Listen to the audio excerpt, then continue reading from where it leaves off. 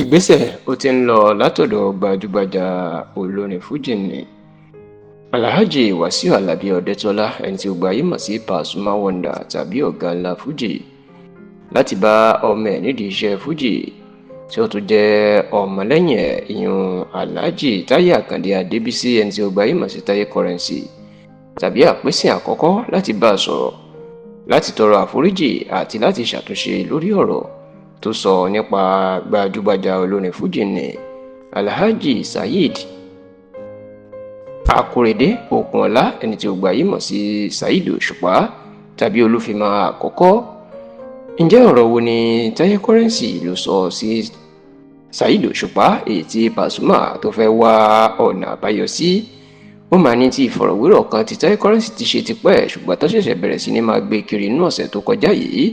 níbi tí Táyé Currency tí wọ́n ti bí léèrè wípé báwo ni Pasuma báwo ló ṣe jẹ́ sí, tó sì ṣàlàyé nínú ìfọ̀rọ̀wérọ̀ náà pé ọ̀gá ní Pasuma ló jẹ́ sóhun, bó tilẹ̀ jẹ́ pé òun ò kọ́ṣẹ́ lẹ́yìn ẹ̀, ṣùgbọ́n ọ̀gá àti aṣíwájú òun lòún gbà á. Nígbà tí oníbèrè tó wá béèrè lọ́wọ́ Táyé Currency pé báwo wá ni Alhaji Saheed Òṣùpá náà ṣe jẹ́ sí, níṣẹ́ ni Táyé Currency fèsì pé akẹgbẹ́ òun ìtòlóyìnbó ń pè ní colleague ò ní Saheed Òṣùpá. Fọ́nrán tó ti pẹ́ yìí làwọn èèyàn sì bẹ̀rẹ̀ sí ní máa gbé kiri lọ́sẹ̀ tó kọjá bíi pé tuntun ni, tí àwọn èèyàn tó sì ń sọ̀rọ̀ burúkú sí Táyé Currency wípé yálà fọ́nrán náà ti pẹ́ ni tàbí kò pẹ́ ni, kò yẹ kó lè máa pe Saheed Òṣùpá lákẹgbẹ́ ẹ̀, nítorí pé bó bá tiẹ̀ fẹ́ pè lákẹgbẹ́ ẹ̀, ó yẹ kó ní akẹgbẹ́ òun tó ju òun lọ, ìyẹn pẹ̀lú èdè òyìnbó tó fi sọ, ìyẹn pé kó sọ pé senior colleague. Ọ̀rọ̀ yìí ló mà ti ń bí àwọn olólùfẹ́ Saheed Òṣùpá nínú. Kódà Saheed Òṣùpá náà fi ọ̀rọ̀ yìí ṣe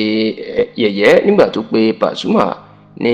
ìlú Mecca tó wà lórílẹ̀‐èdè Saudi Arabia tó ti ń ṣe ájì kékeré tó ń pè ní umrah, tó sì ń ṣe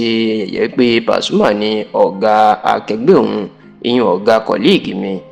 Ṣá o, tẹlifíṣàn Yorùbá Tòótọ́ gbọ́ pé ọ̀gá ńlá fújì kò dákẹ́ lórí ọ̀rọ̀ yìí o. Àwọn tó súnmọ́ Pasuma tí wọ́n wà lórílẹ̀‐èdè Nàìjíríà tí wọn kò tẹ̀lé lọ Mecca tó ń bá jẹ tó ń bá mu, wọn bá tẹlifíṣàn Yorùbá Tòótọ́ sọ̀rọ̀. Wọ́n ní táwọn gbọ́ ni pé Pasuma ó fẹ́ bá Táyé Currency sọ̀rọ̀ lórí fọ́nrán tó lu síta náà nípa ọ̀rọ̀ tó sọ nípa Saheed Òṣùpá. A gbọ́ pé wọ́n ní Pasuma ó fẹ́ sọ fún Táyé Currency wípé kó tètè lọ ṣe àtúnṣe sí ọ̀rọ̀ tó sọ nípa Saheed Òṣùpá náà, nítorí pé bóun ò bá gbé ìgbésẹ̀ yóò dàbí ẹni pé